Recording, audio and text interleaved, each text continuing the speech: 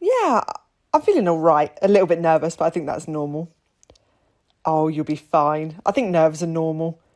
I get a bit nervous sometimes, but hopefully we'll have a smooth discussion. So, could you tell me about yourself? Where are you from? Were you born deaf? What's your family? Are they deaf or hearing? Tell me a bit about yourself. So, my name is Marcela. This is my sign name. And that is because I like teasing people, having a joke and being a bit cheeky. I was born in Slovakia.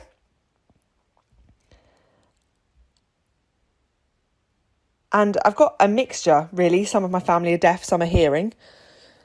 So I've got 5 are deaf and 4 are hearing. Yeah, I think that's right. Yeah, 5 deaf and 4 hearing. So it's a bit of a mixture. And so my mum's parents are fully deaf. Oh, okay, so it's genetic. Yeah, that's right. And then my dad's family are all hearing. So it's really only on my mum's side. Oh, wow. So were your mum and dad were shocked that they had some hearing children? Yeah, I think, it's quite an even balance really between deaf and hearing in our family. But, they're obviously really happy that we've got a bit of a community as well. Oh, wow. So how old were you when you moved to England? I was 4. Oh, wow. So do you remember Slovakia or not many memories? No, I don't have many memories. I remember my grandma, my granddad, things like that, but not many clear. Oh, so what about your mum or your dad? Have they told you any stories about Slovakia? I've been told recently that it's a really small area, but with a lot of diversity. But we're from an area called Martin, but it's a bit of a poor area. And so when my mum was born, they had a bit of a surprise with deaf children, but obviously my grandma was deaf, so she kind of knew to expect it. But we were taught sign language, so we could learn it from my grandma, which was great. And I've got a really good relationship with her. But obviously when I then had my siblings, when they were born, my mum and my dad kind of thought, oh, there's more deaf children as well. And it was when I was a month old, my mum or my dad were shouting my name and I wasn't responding. And I think that was when my mum sort of recognised that I was deaf and then took me to hospital. And they said, yeah, she's 100% deaf. So was that because your grandma was deaf that your parents knew to do that? Or did they have other advice, from hospital, other places like that you were deaf? Because obviously you had your sister who was deaf first. Yeah, I mean, really, they didn't have a lot of advice from the hospital. They just kind of tested when my sister was born. They took bloods and things, and they said, yeah, it probably is genetic from my mum's side, but there was nothing they could do, obviously. Oh, wow. So what about your grandparents? How did they know about sign language and things like that? So my granddad taught my grandma sign language, and then my grandma taught us, really. And, some things are different from England and Slovakia. And I think in Slovakia we had a few kind of home sign languages or a few home signs, but then outside in the community we'd use mostly BSL. Yeah, so do you use Slovakian and BSL? Yeah, so mostly BSL and then a little bit of Slovakian spoken language and then a little bit of Slovakian sign language. Yeah, but English mostly. Oh, brilliant. So which do you feel most confident with, Slovakian sign language or British sign language? Oh, it's really difficult. I think probably 50-50. I'm quite comfortable. Obviously, when I'm out and I'm shopping, I use a lot of BSL, but when I'm at home, we use Slovakian sign language. Oh, so your brothers and sisters use it too? Yeah, that's right, we do. So one of my brothers is only 2, but he's understanding Slovakian sign language at the moment, and that's much stronger influence for him than BSL. So What about in Slovakia? Is there a lot of Slovakian Sign Language used? Yeah, definitely. Lots of people, even if they're hearing, a lot of people can sign, Slovakian and English. Oh, brilliant. Well, so communication's quite good at home. It might be that maybe they've got deaf people in their family. Some deaf people don't have any other deaf people in the family, but really it's quite nice because you've got a lot of deaf people at home, so you've got your own kind of communication there. Yeah, it's like a little community, really. So do you think that's important to have those two sign language, to be used at home and outside? Yeah, I mean, if my brothers and sisters hadn't learnt sign language, then there'd be a massive communication breakdown. I think it wouldn't be such a strong family, but, we've got that love, which is brilliant. So do you think that the Slovakian Sign Language and the English Sign Language has helped kind of bond your family together? Yeah, definitely. So in Slovakia, did you have cochlear implant or hearing aids? So really, when we were in Slovakia, they had very little technology. They had kind of very basic hearing aids, but no implants or anything. So the hearing aids also, they were really, really expensive. So my parents couldn't afford it at that time. So really, I'd become used to just using sign language and no kind of technology or anything. We could communicate and that was fine. But then it became a little bit difficult in Slovakia because we got a little bit of kind of abuse in Slovakia. And we're from a separate community, which is Romani Gypsies. So there was a little bit of a divide in the community. So we decided to leave. But, we were born in Slovakia, but it's not like that there. There's a bit of division there. So, yeah, we moved over here when I was 4.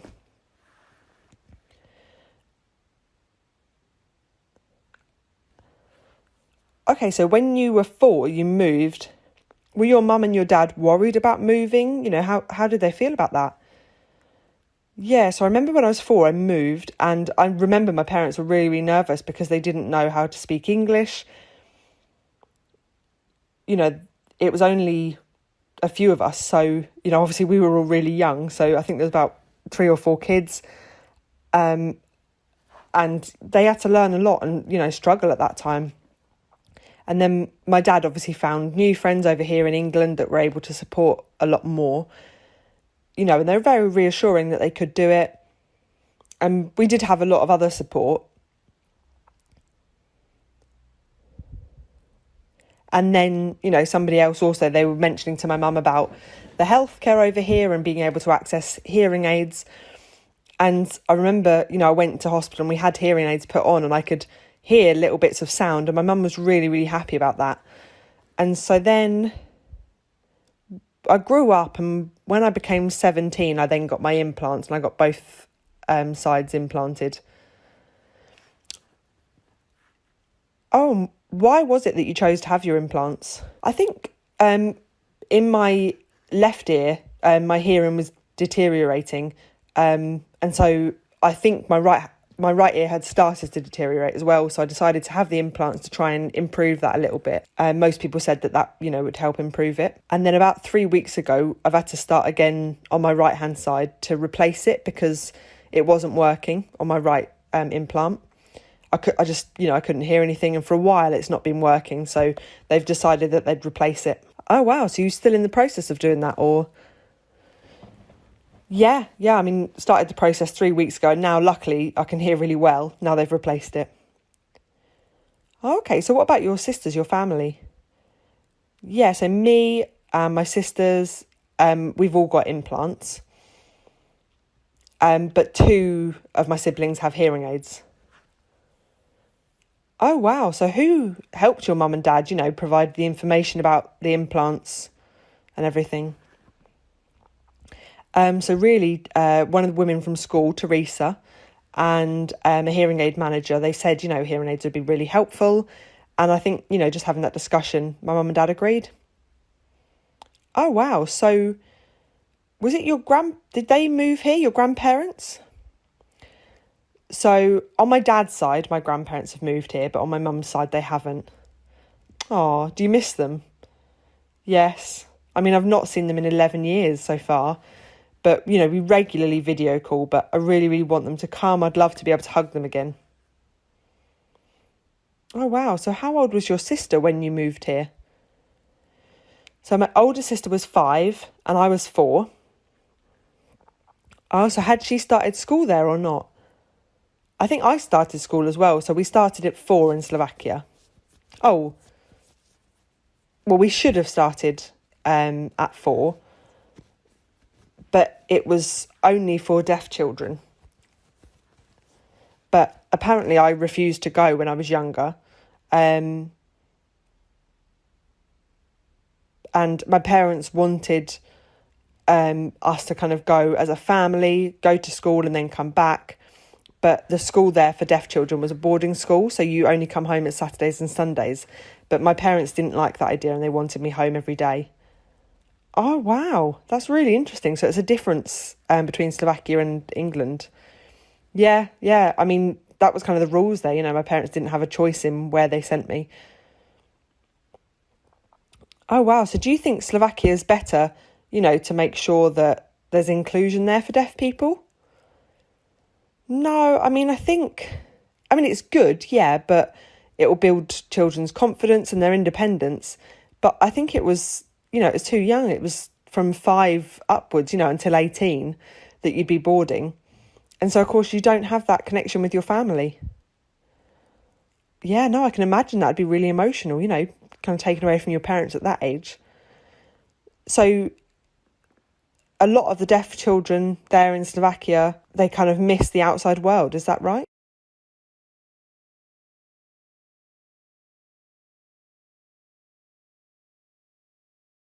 Yeah, I mean, my parents told me, the children would stay in the same school the whole time, 24 hours. They'd work and they'd sleep and they'd eat.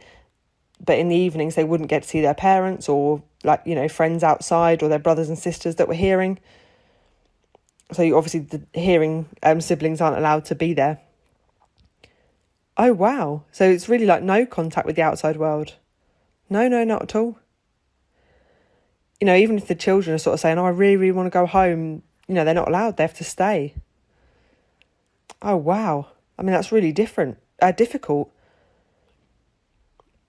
I mean, I can understand maybe your mum and dad felt, did they feel nervous or pressured?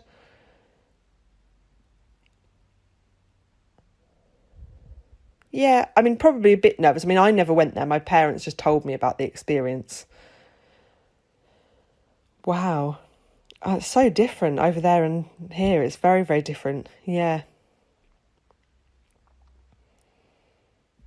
So you moved here to England when you were 4.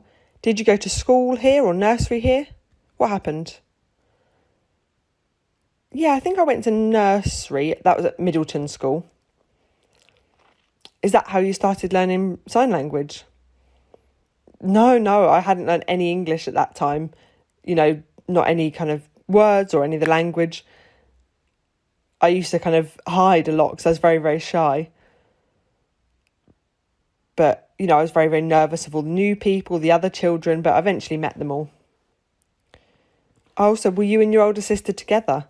Yeah, we were together. Oh, that's nice. So maybe you didn't feel so lonely. Yeah, no, that was lovely to have my sister with me.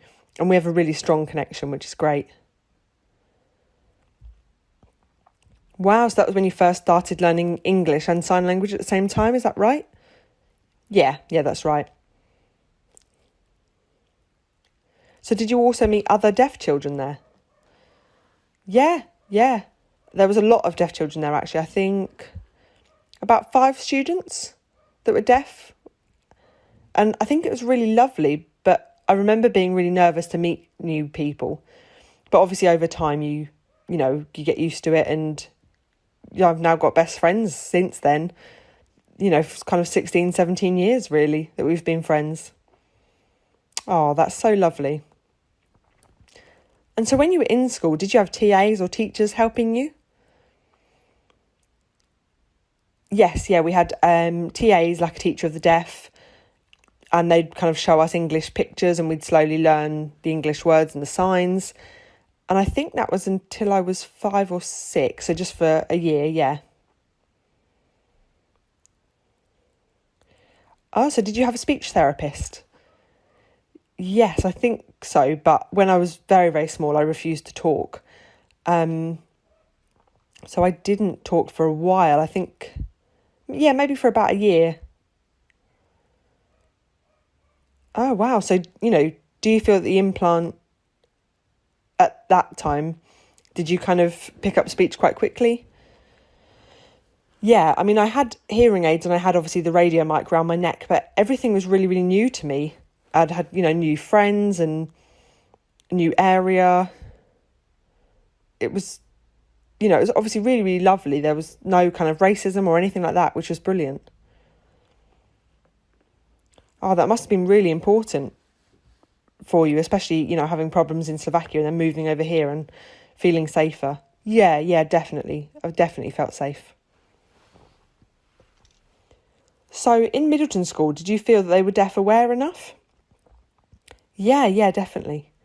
Oh, so can you explain a bit more what it was like? So, for example, we were included on trips, tried to encourage me to meet new people, new deaf friends, new hearing friends, just be really involved with everything. And they always were listened. I was always listened to, I always felt they listened to me, what I needed, what I wanted. Yeah, absolutely. Oh, brilliant. So were you involved any social groups at that time? Any of the deaf social groups? No, I think not at that time, but I think we went on a lot of trips and I was involved in music groups because I actually really liked kind of hearing the music from the hearing aids. So I think the clarinet and the drums and the piano.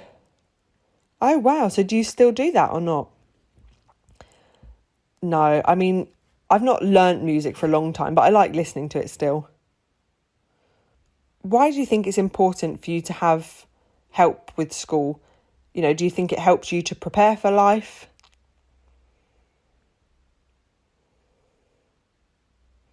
Do you mean why it's important to help people?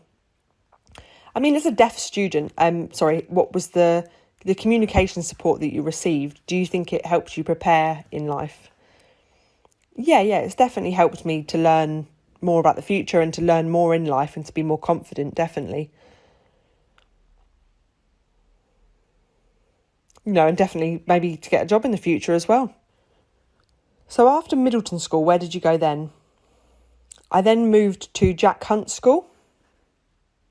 And is that deaf only or is it mainstream? No, it's mainstream as well. Yeah, so there's a mixture. And I liked it there. Oh, why was that? I think because some of the students that were hearing were really interested in deafness and sign language, and we had a big group of friends. I think I got asked a lot of questions and we would share kind of experiences that were different from each other's, and I definitely built up more confidence there. I was talking and teaching other people sign language, which was fantastic. So what was your experience in the lessons like? Was it good? What was it like? Yeah, I mean, it was the same as Middleton, really. We had TAs to help, kind of taking notes, things like that. But yeah, I think it was the same as Middleton School. And so were there more deaf students at Jack Hunt? Yeah, definitely. I mean, they had like a deaf unit at Jack Hunt, which was brilliant. And we could always go there after school and they could ask how was the day and things like that. So that was just the deaf students with the TAs. And so were there students who were older or younger? Yeah, I mean, there was a big mixture from year 7 all the way up to year 11. Oh, brilliant. So having that mixture of different ages of deaf people, why did you think that was important? So, for example, to meet other deaf students of different ages, why do you think it's important? I think, comparing the different years as well, having the different questions when you're younger about what to expect in the older years, and you get the experience from what it's like being older compared to being some of the youngsters. And when I was younger, I remember sort of the older students would say, oh, it's hard work, or they'd go off to college and I could ask them a lot of questions. And it just meant I had a couple of role models to look up to? Oh, wow. So do you keep in touch with them? Yeah, definitely. I mean, we still text each other. We bump into each other quite a lot, even just out in the community. Oh, lovely. So it sounds like you loved school. Did you have any kind of favourite topics at all? What was your favourite subject in school? Oh, I think my favourite topic, probably maths. Really?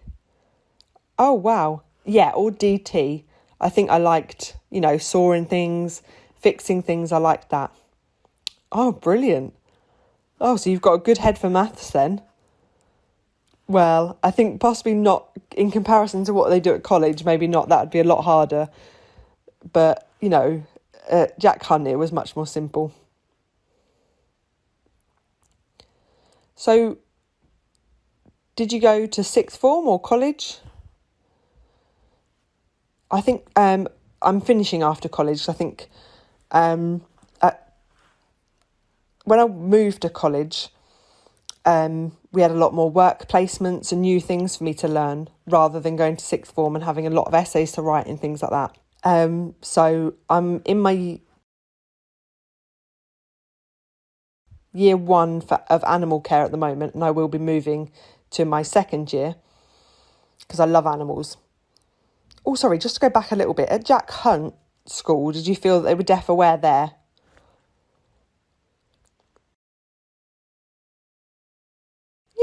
Yeah, no, definitely, I'd say so. So what was it that made them deaf aware? Really, it was the same as at Middleton. There's lots of support. There was other deaf students. Just a lot of help, really. That's it.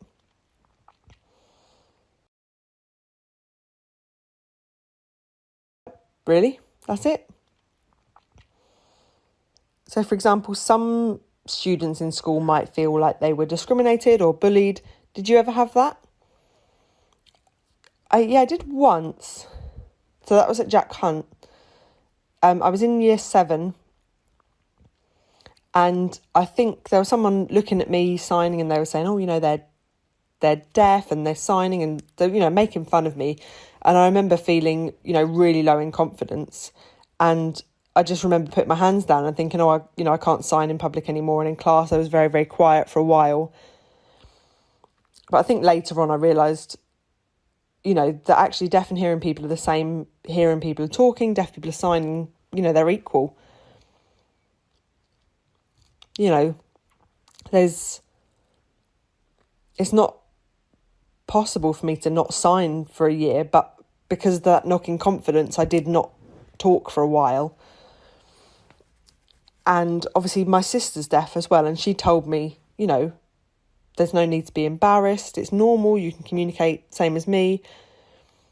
And if you're not going to talk, it's going to cause a communication breakdown. And I think I had to kind of accept that at some points. And I thought, yeah, she's right. Oh, wow. So at that time, did you say anything to the teachers or the TAs? No, not really. I didn't tell anyone. I just sort of held it to myself. And I know, looking back, I think maybe I should have told someone, but obviously at the time I didn't. Do you think if you had told someone, they would have done something to make sure it didn't happen again?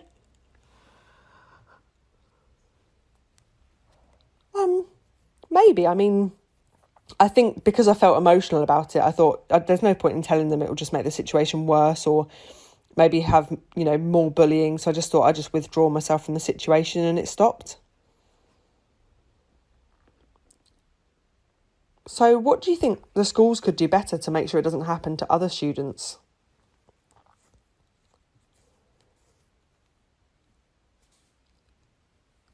So, for example, it didn't bother me too much that people were bullying me, but if other students were being bullied, I would definitely be reporting it to the teachers. So what do you think they could do better? Really, I don't know. Do you think maybe more deaf awareness, or do you think maybe, more awareness of deafness would help? Yeah, I mean, they'd set up every year, a bit of deaf awareness, but a lot of students just weren't interested. So I'm not sure that actually helped. Maybe in the future they could try and make it a bit more interesting then, try and get hearing people engaged and, try and reduce that bullying or discrimination. What do you think? Yeah, I suppose so. I mean, again, it's a bit different from Jack Hunt and college. I think Jack Hunt, you get the kind of age of children where they're, wanting to be a bit silly, whereas at college, you've got a lot more maturity. What about the teachers at college? Do you think they're the same or different? No, I mean, I think at college, they're much more helpful, more polite, a lot more social as well, and interested in deafness. And at Jack Hunt School, then they just weren't that interested. And, we get encouraged to join clubs and things like that, which is brilliant. So have you joined any? What about in class? Yeah, so in my class, I'm learning a lot about animal care, but it's mostly at break time. We can go out, we can go with my friends and eat lunch and play games and things like that. So do you feel that college is more deaf aware? Yeah, definitely. Why do you think that is? I don't know, I think it is just about the maturity. They've grown up a bit and there's more deaf people and they've kind of realised that actually there's a lot of lovely deaf people there. Maybe they get along well with them. Yeah, I don't know really. Oh, that's fine. So what is it you're studying in college at the moment? So I've just finished 3 weeks ago. I finished college, but I'm not really sure what I want to do next. So, it's just about to be September. Okay, so what were you studying?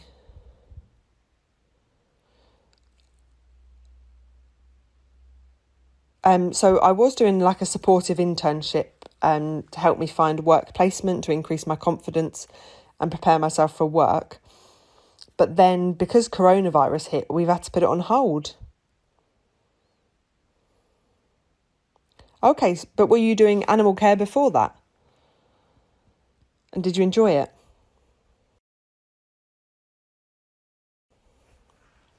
Yeah, I mean, I love animal care.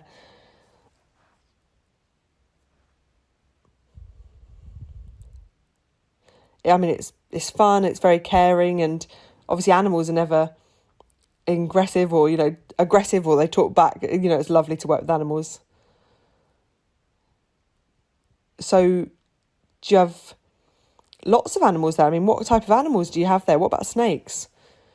Yeah, no, we've got lots. Really? Yeah, I mean, we've got like birds, guinea pigs. I think the worst thing that I really don't like, we've got spiders there and like huge tarantulas at the size of my hand. And I really struggled to hold it. I was shaking and I just said, no, I can't hold it. Oh, it was awful. And what about snakes as well? Would you handle a snake? I mean, we've got 4 there, but I've not touched them myself. I don't like the thought of how their skin would feel. Oh, wow. Oof. Yeah, I mean, mostly I really like fluffy animals. I think when they're sort of scaly and have skin like the snakes, I'm not so keen. Okay, so what's your favourite animal? Oh, that's a difficult question. I think probably dogs. Oh, and do you have one? Yeah, my dog lives at my parents' house. Yeah. Oh, wow, that's... So you did animal care and you did the supported internship, and I know you said you're not sure about what to do next, but do you think you might kind of stick with working with animals in the future? Yeah, definitely. I mean, I'm kind of thinking like 5 years into the future, but what I'd like ideally is my own business, so like an animal hotel. So for example, if people go on holiday, they'd give me their animals to look after. So it could be dogs or cats or guinea pigs or rabbits or anything like that, and I could look after the animals. And, I could play games with them and feed them. That'd be brilliant. Oh, that's a lovely idea. It's really, really nice. Never thought of that. I don't think many people do that, so that'd be a brilliant opportunity for you. Yeah, definitely. And I don't want to give up on that. Wow. So maybe deaf people in the future could look up to you and think, wow, I could do animal care. She's got her own business. That'd be brilliant for young people, wouldn't it? Yeah, I mean, some deaf people have said to me, I can't work because because I'm deaf. But I said, no, that's not true. Deaf can do anything. It doesn't matter. You can set up your own business. You can do what you like. But I know that some people won't necessarily give deaf people jobs, which is a shame. But I would like to prove all those people wrong, that we can do anything I want. I'm going to have my own business, hopefully in 5 years. So why do you think some people, that they don't want to have deaf people working for them? I mean, personally, I think maybe people think that deaf people they're thick, or I don't know. I don't know. Maybe they don't think about it. So do you think that you would have a good job, same as any hearing person? Yeah. I mean, I think, hearing people, obviously they can listen to a lot of things, they can communicate more easily. I think maybe people look at deaf people and think, oh, that's going to be difficult to communicate, so they won't employ them. Wow, so how do you reckon we could change that, or how do you think that could be changed in the future? I think really, being included in more social clubs, maybe campaigns as well, or, putting things on news and social media, showing that deaf people can do anything, just getting the word out there, really. So did you get involved in any social groups like PDDCS? Yeah, I joined PDDCS, the NDS, and Deaf Church as well, which is every Sunday, which I go to.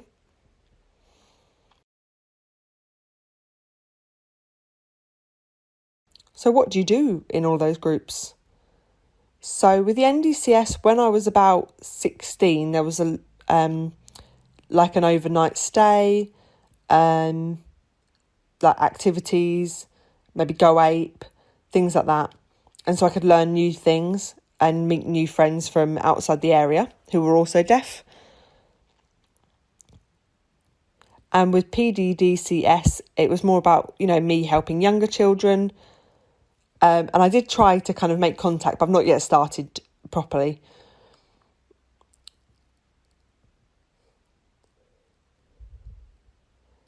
So CDA, I've been involved with kind of mixing with older deaf people as well. And then the Deaf Church, hopefully this Sunday, I'll be going, which is like a new deaf community for me. So there's only deaf people in the church, and there will be 2 interpreters, I think. Yeah. But yeah, it just makes it accessible, really. Because here, there's a lot of things. If we just go to church and they're talking about the Bible, we can't hear it. But, they found an interpreter now, which is brilliant. So we'll be going. Oh, that's fantastic. So at least now if other people want to go, they know about it. So why do you think it's important to have these kind of deaf groups?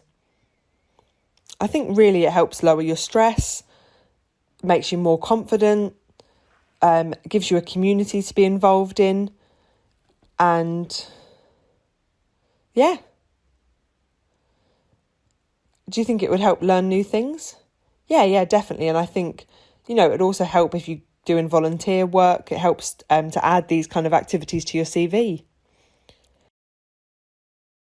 So some deaf people might feel that they themselves have a disability, and some people feel that they don't. So do you think that your deafness is a disability for you? No, not at all. Oh, so could you explain why? Yeah. So, I mean, really, deaf people and hearing people, we're the same, we're equal. The only thing that's different is communication, isn't it? We've got a community, we can be involved in everything the same. Okay, so last question for you.